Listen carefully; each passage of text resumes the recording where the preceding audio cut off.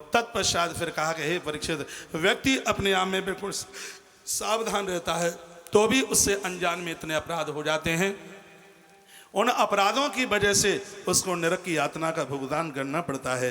तो उस समय परीक्षित राजा ने कहा, हे गुरुदेव, मुझे भय लग रहा है, हे गुरुजी मुझे बताइए, त्वक्ता गुरुणाम अंग्रशेन यतः इति, मैं आपकी शरण में चल करके प्रभु मैं आया हूँ, अनजान में तो अपराध मुझसे भी हुआ होगा, तो मुझे भय लग रहा है कि कहीं मुझे नरक तो नहीं जाना पड़ेगा। यदि अनजान में किसी व्यक्ति से अपराध हो जाए तो क्या उस अपराध का कोई प्रायश्चित है क्या? सुखदेव भगवान कहते हैं, हाँ राजन, अनजान में होने वाले अपराध का प्रायश्चित है। वो प्रायश्चित यह है कि व्यक्ति को 6 काम रोज करना चाहिए।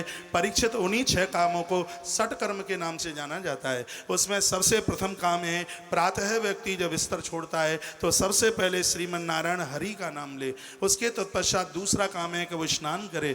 तीसरा काम है, अपने घर के मंदिर में बैठ करके भले ही एक क्षण एक मुहूर्त बैठे परीक्षित, उसको अपने घर के मंदिर में बैठना चाहिए। जो अपने घर में देवी देवताओं को नहीं पूजता उसको तीर्थ यात्रा का है परीक्षित कोई भी फल प्राप्त नहीं होता। उसके तत्पश्चात कहा गया है कि गौ माता को वो रोटी दे, अतिथि का सम्मान करे और पंछियों के लिए दाना डाले।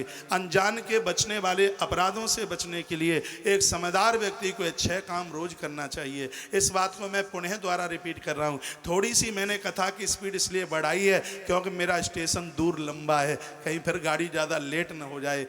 स्टेशन, हर स्टेशन गाड़ी छूटेगी, स्टेशन एक भी नहीं छूटेगा लेकिन रुकेगी कम। कुछ गाड़ियां ऐसी होती हैं जिनका स्टॉपेज टाइम बहुत कम होता है और उन गाड़ियों की वैल्यू भी होती है, वो टाइम से भी पहुंचाती है। तो मेरी यात्रा है बहुत ज़्यादा लंबी और टाइम है कम, इसलिए थोड़ी सी मैं गाड़ी की स्पीड बढ़ाता हुआ आगे के लिए बढ़ रहा हूँ। और ये मुझे विश्वास है कि मेरी व्यासपीठ से कही गई बात आपकी समझ में जरूर आएगी। स्वामी सुखदेव महाराज कहते हैं, राजन परीक्षित, जिन लोगों को नरक से बचना है ऐसे लोगों को सजग और समझदार इस प्रकार से, जैसे नदी के दोनों तटों पर रस्सी बांध दी जाए, किसी नाट्यकार को कह दिया जाए कि इस रस्सी के ऊपर तू चल करके निकल करके बता दे, समझदार नाट्यकार अपने आप को सावधान करता हुआ रस्सी से पार हो जाता है। इस भवसागर से पार वही हो पाएगा जिसने अपने आप को साधना के साथ में साध करके परीक्षित रखा है। इसलिए हर व्यक्ति को सत्कर्म रोज करने चाहिए, जिसमें पहला काम है नित्य भगवत नाम बासे मुंह से। उस समय नहाने धोने की भी कोई जरूरत नहीं है। विभीषण का प्रमाण मिलता है, विभीषण जागे हनुमान देहली पर बैठे, मन महु तर्क करही का पिलागा, वो तर्क कर रहे थे कि यहाँ कहाँ सज्जन करिवासा, ये निशाचरों की लंका में सज्जन कहाँ से आ गया, ये भगत है कि ठगत है कैसे पता चले। आदमी की हकीकत का तभी पता लगता है जब वो प्रातः बिस्तर छोड़ता है, जब प्रातः जगता है।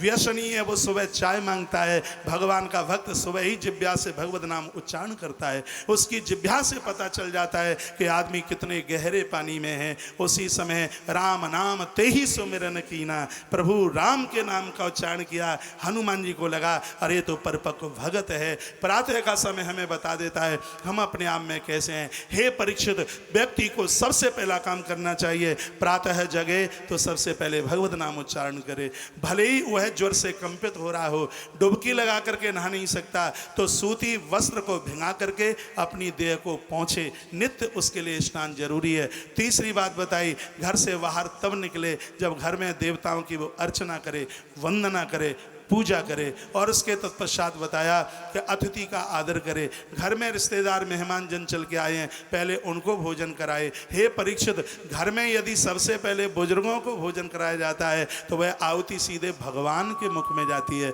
यहाँ बहुत समझदार लोग बैठे हुए हैं, यदि आपके घर में बुजुर्ग हैं तो आप बड़भागी हैं।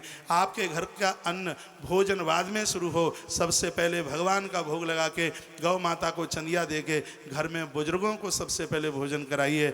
बुजुर्गों को भोजन कराने से हे परीक्षित संपूर्ण धरती के मानवों को भंडारा देने का फल प्राप्त हो जाता है। बुजुर्गों को भोजन कराने की हे राजन इतनी बड़ी महिमा है।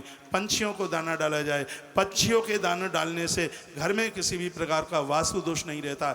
पक्षियों को दाना डालने से हवा के झंकोरे में दीवारें नहीं गिरती। पंछियों को दाना डालने से अकाल मृत्यु नहीं होती। पंछियों के दाना डालने से घर में कोई आग लगाकर फांसी लगाकर आत्महत्या करके मौत को प्राप्त नहीं होता। ये सत्कर्म ऐसे हैं जो भवसागर से जीव की रक्षा करने वाले होते हैं। इसलिए समझदार व्यक्ति को ये 6 कर्म रोज